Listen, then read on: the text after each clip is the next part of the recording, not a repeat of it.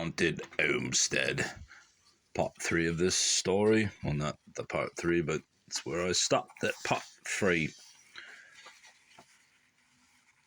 We'll leave off on page 12.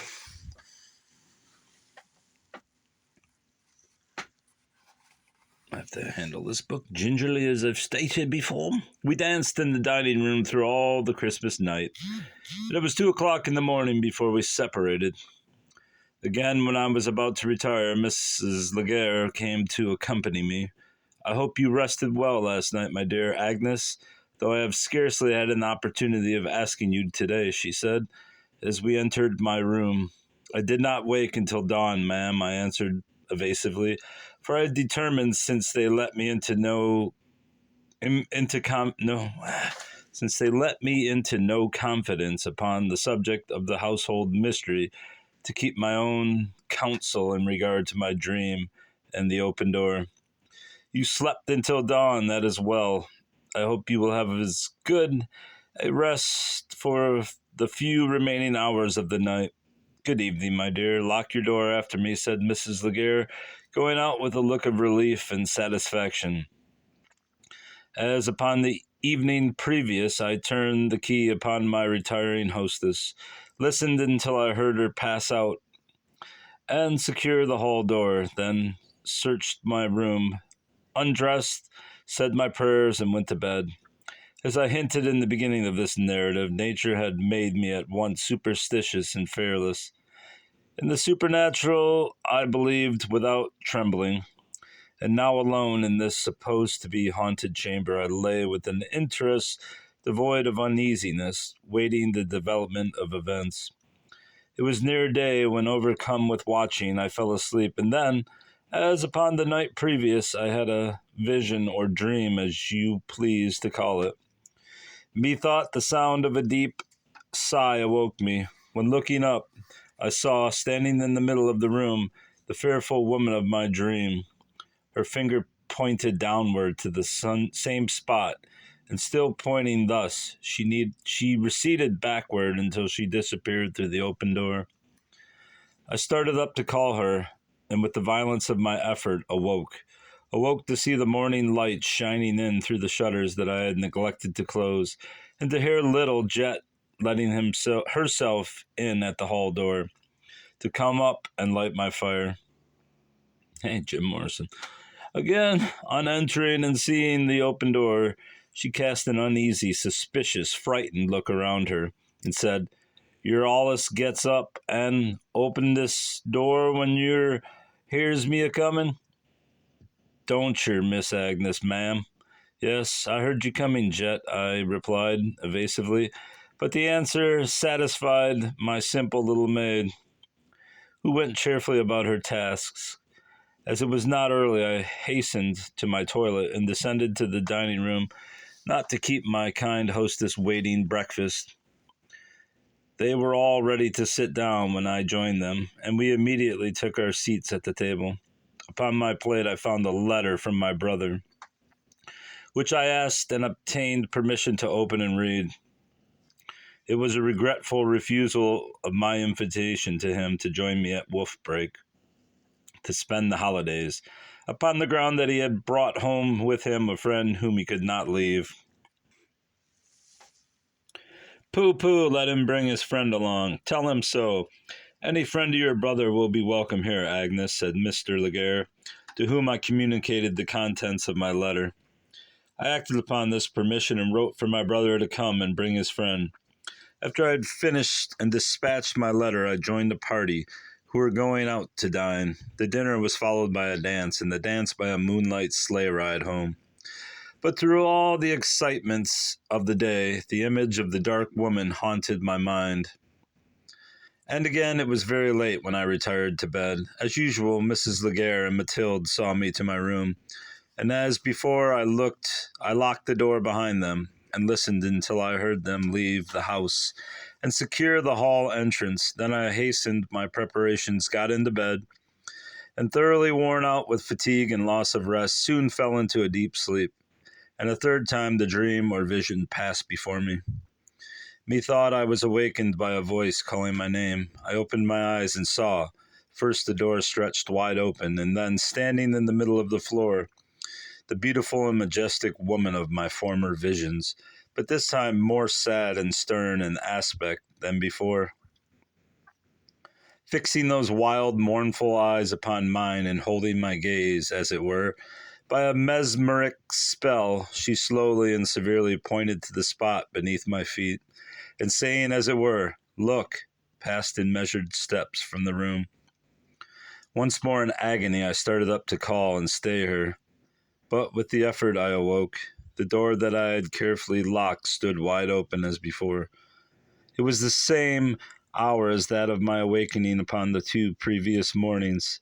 The day was flushing redly up the eastern horizon beyond the mountains, and nature was awakening everywhere.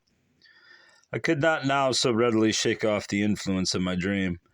There was something that I wished to ascertain before my little maid should interrupt me.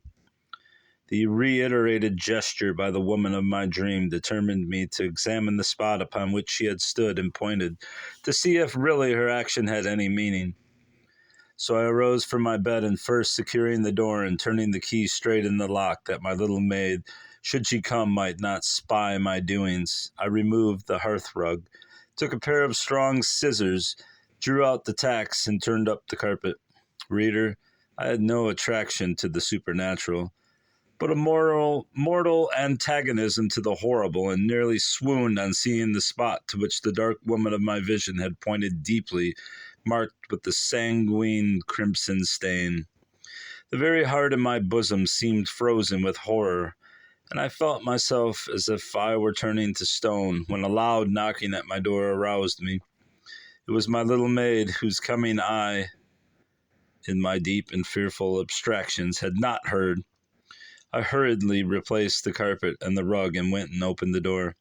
"Your sleep sound this morning, Miss Agnes, ma'am," said little Jet, smiling as she entered. "I feared I scared you out in your dreams," she added, noticing, I suppose, my horror-stricken face.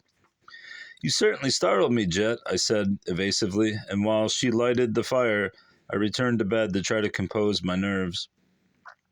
Between the horror I felt at the idea of sleeping another night alone in an accursed room where it seemed the crime had been committed, and my intense desire to elucidate the mystery, I was at a loss how to act. Only one thing I decided upon: to keep my own counsel for the present. "The fire is burning fuss rate now, Miss Agnes, so you can get up and dress if you likes, as breakfast is most ready," said my little attendant. And taking her hint, I arose and hastened. Oh, don't want to rip the pages. Very fragile book. And hasten. Oh, this is still not the right page. Oh, these pages don't want to separate. And hastened my toilet in order to be punctual at the morning and meal of my hostess. As I descended the stairs, I heard Mrs. Laguerre speaking to her daughter in the parlor, where a fire was kindled every morning while there were visitors in the house. She was saying, "I tell you, Mathilde, it is all a delusion.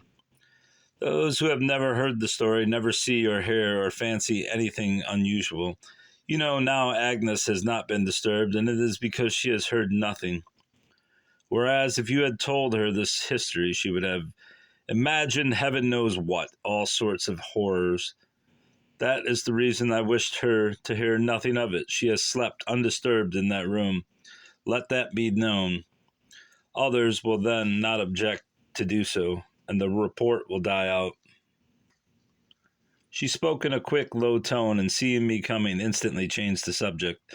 But my sense of hearing, always acute, was quickened by intense interest, and I heard more than she would have wished me to know. She turned to me with a smile and said, "I hope that you have rested well, my dear Agnes." I said, "As well as usual," and receiving Mathilde's morning kiss, took her arm and accompanied him. I can't read right now. I said, "As well as usual," and receiving Mathilde's morning kiss, took her arm and accompanied them into the breakfast room. It was some hours after breakfast that day when I went up into my chamber to write letters. While thus engaged, I heard Mathilde coming up, singing, and enter a chamber corresponding to mine, but separated from it by the front hall. Are you there, Agnes? She asked. Yes, dear. Shall I come to you?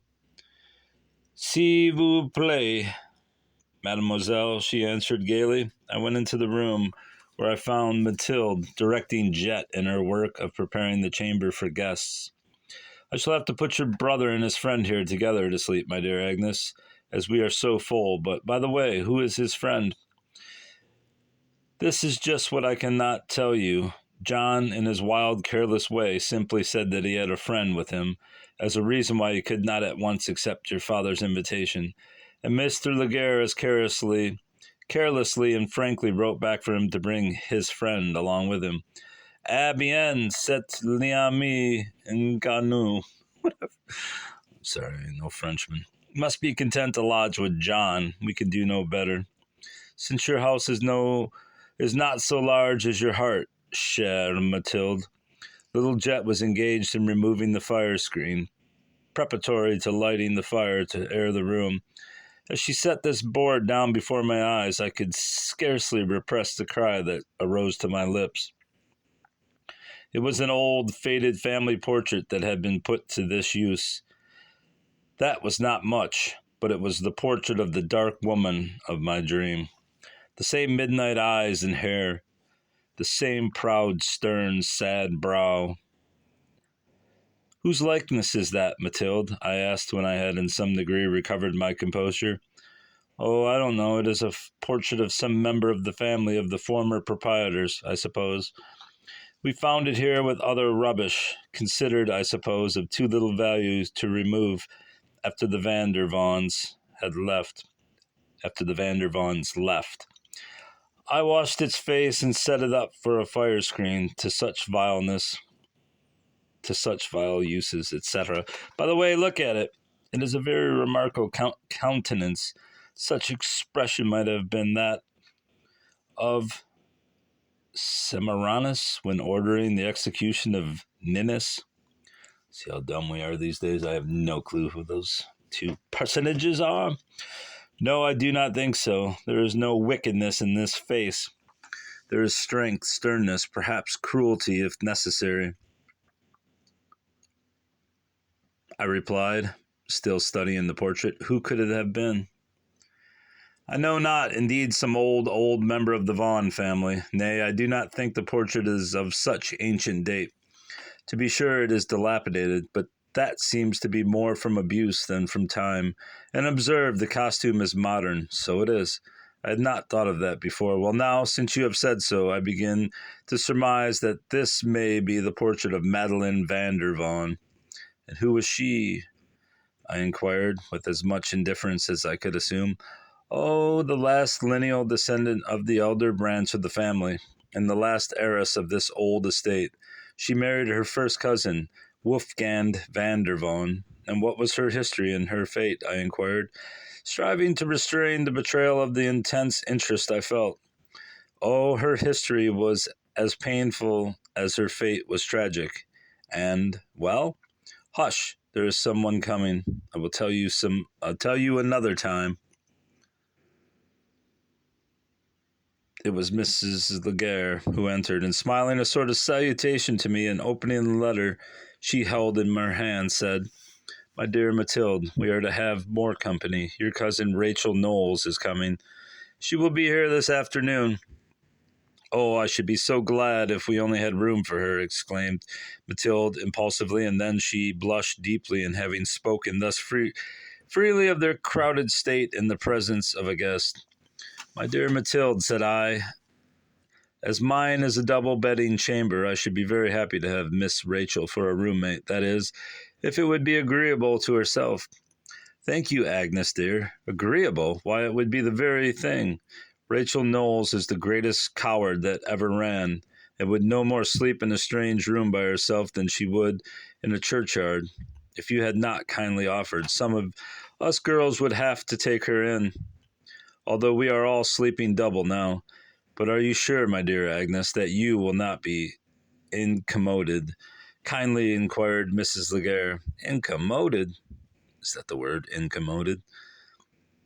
Not in the least. The arrangement suits me to a nicety, I replied. And so in truth it did, for let for let me confess that while I could not prevail upon myself to shorten my visit and leave the house with its great mystery unsolved, the prospect of sleeping alone in that chamber cursed with crime appalled me. But in company with a companion of my own age, it would be a very different affair. That horrid portrait. Take it into the attic, Jet, said Mrs. Laguerre, as her eyes fell upon the ci devant fire screen. The little maid took up that picture and carried it off as commanded. Then there was a visit of inspection and preparation paid to my room. Fresh sheets and more blankets were put upon the second bed, fresh napkins laid, and then mother and daughter and little maid departed. Through the remainder of that day, I had no further opportunity of learning from Mathilde the history of the Dark Lady. And then we'll pick up next time on this sentence. Late that afternoon, Uncle Judah. Page 16, we will commence. Goodbye. Boo!